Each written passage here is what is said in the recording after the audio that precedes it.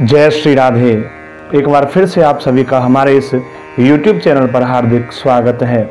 तो आज के इस वीडियो में हम जानने वाले हैं कि इस बार कार्तिक के महीने की इस पूर्णिमा तिथि को जो 30 नवंबर है, इस दिन चंद्र ग्रहण जो लगने जा रहा है, उस चंद्र ग्रहण के बारे में संपूर्ण जानकारी आज हम इसी वीडियो के माध्यम से जानते हैं कि वह चंद्र ग्रहण कब कितने बजे से लगेगा और कब तक उस चंद्र ग्रहण का समय रहेगा और उस चंद्र ग्रहण के सूतक का समय और चंद्र ग्रहण किस जगह पर दिखाई देगा और किस जगह पर दिखाई नहीं देगा। भारत के किन हिस्सों में, भारत के किस स्थान पर यह चंद्र ग्रहण दृश्य होगा, वह समस्त जानकारी आज के इस वीडियो के माध्यम से हम आपको देने जा रहे हैं। तो आइए आप सभी हमारे प्रत्येक वीडियो की तरह इस वीडियो में भी जय श्री कृष्ण लिखना ना भूलें। कार्तिक के महीने की पूर्णिमा, इसी पूर्णिमा तिथि को भगवान श्री हरि ने मत्स्य अवतार भी लिया था। यही पूर्णिमा तिथि है जिसे देवताओं की दीपावली के रूप में भी मनाया जाता है। इसे देव दीपावली भी कहते हैं। और इसी पूर्णिमा को, यानी यह पूर्णिमा जो इस बार 30 नवंबर को पड़ रही है, इसी पूर्णिमासी को इस दिन चंद्र ग्रहण भी पड़ रहा है। यह चंद्र ग्रहण जो है, इसे मांद चंद्र ग्रहण कहा गया है, अर्थात यह उपछाया मात्र चंद्र ग्रहण है। तो कार्तिक के शुक्ल पक्ष की पूर्णिमा तिथि का यह जो ग्रहण है, यह 30 नवंबर सोमवार को दोपहर 1:02 से लेकर के 5:23 तक मान्य होगा। यह मांद चंद्र ग्रहण होगा। इसे उपछाया चंद्र ग्रहण कहा जाएगा। यह चंद्र ग्रहण, इसका जो सूतक है, चंद्र ग्रहण का सूतक 9 घंटे पहले से ही प्रारंभ हो जाता है, लेकिन यह केवल मात्र एक उपछाया चंद्र ग्रहण होगा। इसलिए इस चंद्र ग्रहण के सूतक, यम, नियम आदि वो मान्य नहीं होंगे। इसका धार्मिक दृष्टि से इस ग्रहण का कोई भी महत्व नहीं होगा।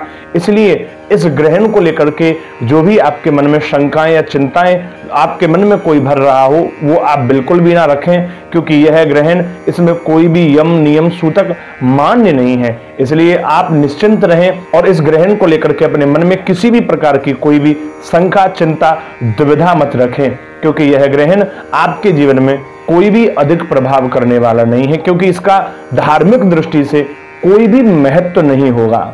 और यह ग्रहण जो भारत में दिखाई देगा, यह भारत में कारगिल, उत्तरकाशी, बरेली, अंबेडकर नगर, कानपुर, चित्रकूट, रीवा, श्रीकाकुलम, इन नगरों में तथा इन नगरों से जो पूर्व के नगर हैं, केवल उन नगरों में ही यह दृश्य होगा। यह चंद्र ग्रहण दक्षिण पश्चिमी भारत, अफ्रीका, ऑस्ट्रेलिया, अंटार्कटिका आदि इन देशों में यह ग्रहण जो है वो दृश्य नहीं होगा। यह 2020 का आखिरी चंद्र ग्रहण होगा।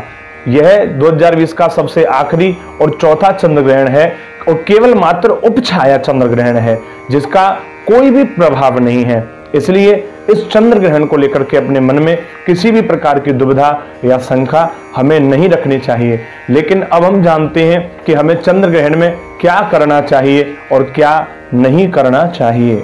चंद्र ग्रहण के समय भगवान के नाम का ध्यान करना चाहिए। ग्रहण काल में भगवान के नामों का उच्चारण करना चाहिए। ओम नमो भगवते वासुदेवाय, इस मंत्र का जाप निरंतर करते रहें। भगवान विष्णु का ध्यान करते रहें, जिससे हमारे ऊपर उस ग्रहण का प्रभाव नहीं पड़ेगा।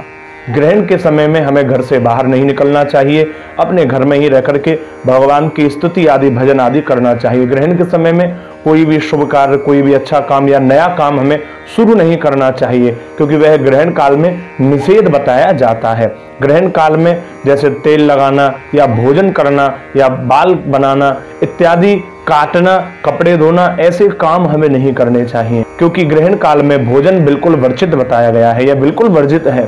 ग्रहण काल में हमें कुछ काटना भी नहीं चाहिए।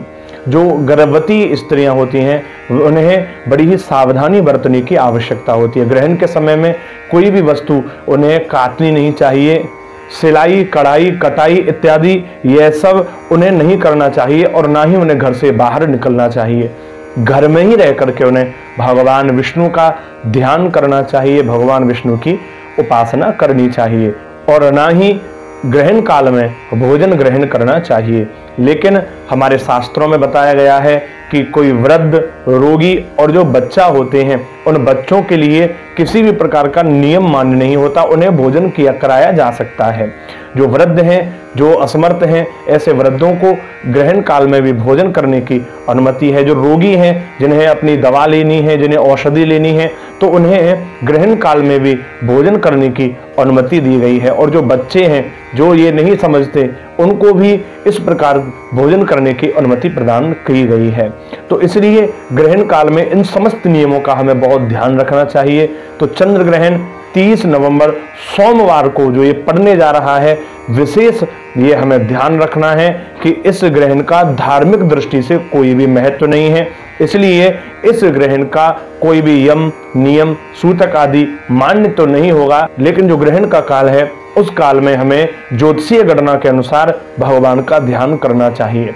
ज्योतिष के अनुसार ग्रहण का प्रभाव होता है, इसलिए जब तक ये ग्रहण चले तब तक अपने घर में रहें, भगवान का ध्यान करें और भोजन आदि के सामानों पर तुलसी के पत्ते या फिर डाव आदि का तिनका वहां पर जरूर रखें। तुलसी का पत्र रख देने से वह भोजन जो होता है, जो अन्न जो होता है, जिस वस्तु पर वह आप रखेंगे वह अशुद्ध नहीं होती है, उस पर ग्रहण का कोई भी प्रभाव, कोई भी असर नहीं होगा।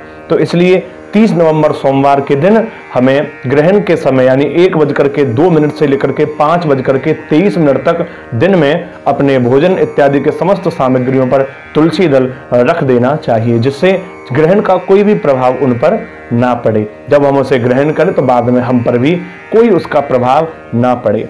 और ग्रहण समाप्त होने के बाद में हमें कुछ ना कुछ दान अवश्य करना चाहिए, जिससे जो ग्रहण का काल जो चला, जो ग्रहण पड़ा है, उसमें आने वाली जो भी हानियां होती हैं, जो अशुद्धियां होती हैं, वो समस्त व्याधा, वो समस्त बाधा हमारे जीवन से चली जाएं। इसलिए ग्रहण की कोई भी बाधा आपके जीवन में ना आए, तो हमारे पुराणों में ग्रहण के बाद दान करने का नियम बताया गया है। इसलिए जब ग्रहण चला जाए, ग्रहण पूर्ण हो जाए, जब मोक्ष हो जाता है, तो शुद्धि के बाद में अपने घर को धोएं और साफ शुद्ध करके फिर उसके बाद ही भोजन बनाएं और दान अवश्य करें। अन्नदान, वस्त्र दान, जो भी आप दान करें, लेकिन ग्रहण के पश्चात हमें दान जरूर करना चाहिए। तो यह 30 नवंबर को पड़ने वाले चंद्र ग्रहण के बारे में आज हमने जाना, जो कार्तिक के महीने के शुक्ल पक्ष की पूर्णमासी तिथि सोमवार को पड़ने जा रहा है 30 नवंबर को। और उसी 30 नवंबर को कार्तिक की पूर्णिमा, जिसे देव दीपावली भी कहते हैं, कार्तिक पूर्णिमा जिसे कहते हैं, तो उस कार्तिक पूर्णिमा का भी बहुत बड़ा विशेष महत्व है। उस विशेष महत्व के ऊपर भी हम अगली वीडियो आपके लिए लेकर के आ रहे हैं। तो आप हमारे इस चैनल को अगर आपने अभी तक सब्सक्राइब नहीं किया है, तो हमारी अगली वीडियो देखने के लिए सब्सक्राइब जरूर कर लें। हम ऐसे ही अच्छे अच्छे जानकारियाँ, कथा, कहानियाँ और भजनों के माध्यम से यह YouTube चैनल के द्वारा हम आपको प्रतिदिन नए नए वीडियो प्रदान करते रहते हैं।